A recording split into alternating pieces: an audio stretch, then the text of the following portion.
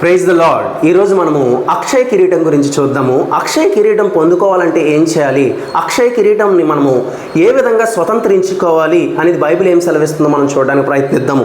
ఇక్కడ రాయబడి ఉంది బైబిల్ గ్రంథంలో కొరింథీయులకు రాయబడిన మొదటి పత్రిక 9వ అధ్యాయము 25వ వచనము, మనమైతే అక్షయమగు కిరీటమును పొందుటకు మితముగా ఉన్నాము.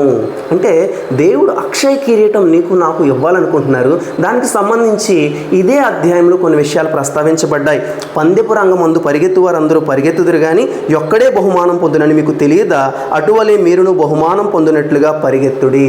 అంటే మనం ముందు ఉంచబడిన ఈ పరుగు పందెములో, క్రైస్తవ్యం అనే పరుగు పందెములో, క్రీస్తుని వెంబడించడం అనే పరుగు పందెంలో మనం పరిగెత్తేటప్పుడు చాలా జాగ్రత్తగా ఉండాలి. మనకు నచ్చినట్లు పరిగెత్తడం కాదు, కానీ దేవుడికి నచ్చినట్లు పరిగెత్తాలి. ఇక్కడ కొన్ని నియమాలు ఉంటాయి. ఆ నియమాలు ఈ పరిశుద్ధ గ్రంథంలో ప్రస్తావించబడి ఉన్నాయి.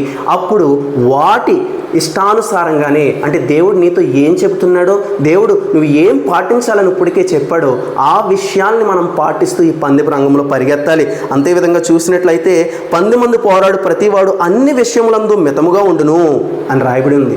అంటే మనం నచ్చినట్లు ఏది పడితే అది చేసుకుంటూ వెళ్ళిపోవడానికి వీలు లేదండి. మనం మితంగా ఉండాలి.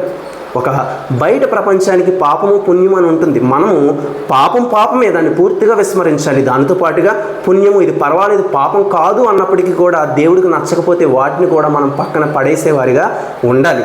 మనం చూస్తూ ఉంటాము, క్రైస్తవ యవనస్తులు ప్రత్యేకించి అనేక సందర్భాల్లో వారు ఏదన్నా చేస్తున్నప్పుడు అడిగినప్పుడు వారు ఏం చెప్తారంటే ఇది తప్పా అంటారు. అంటే ఒక వ్యక్తి ఏదన్నా మానేయాలంటే అది తప్పే అవసరం లేదు. ఎందుకంటే మన ముందు ఉన్న పందెపు రంగంలో మనం ముందుకు వెళ్ళిపోతూ ఉన్నప్పుడు అది తప్పా కరెక్టా అనేది కాదు మనం చూడవలసింది, ఇది సరి అయిన పందెమా కాదా, దేవుడికి ఇష్టమా కాదా అనేది. మనం చూస్తాము పివి సింధు అని, మరి మన ఒలింపియన్ మెడల్, ఒలింపిక్స్ మెడల్ గెలిచారు ఆవిడంట దాదాపు ఆ యొక్క సెమీఫైనల్ మ్యాచెస్ టైంలో మొబైల్ని ఒక్కసారి కూడా ముట్టుకోలేదు. మొబైల్ ముట్టుకోవడం పాపమా, ఫేస్బుక్ చూడడం పాపమా, వాట్సాప్ చూడడం పాపమా కాదు, కానీ వాటితో సమయం గడపడాన్ని బట్టి ఆవిడ కాన్సన్ట్రేషన్ ఎక్కడ మిస్ అవుతుందో అనేది మొత్తానికి చూడలేదు. అలాగే మనం అంతకన్నా శ్రేష్టమైన అక్షయమైన కిరీటం పొందుకోవడానికి వెళ్తున్నాం కాబట్టి ఖచ్చితంగా మనం అనేక విషయాల్లో చాలా దూరంగా ఉండాలి.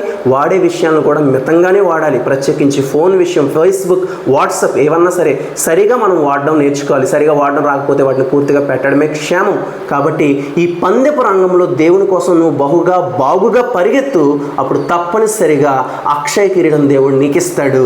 కాబట్టి ఆ విధంగా పరిగెత్తి ఆ కిరీటాన్ని పొందుకునే కృప దేవుడు నీకు అనుగ్రహించును గాక. ఆమేన్.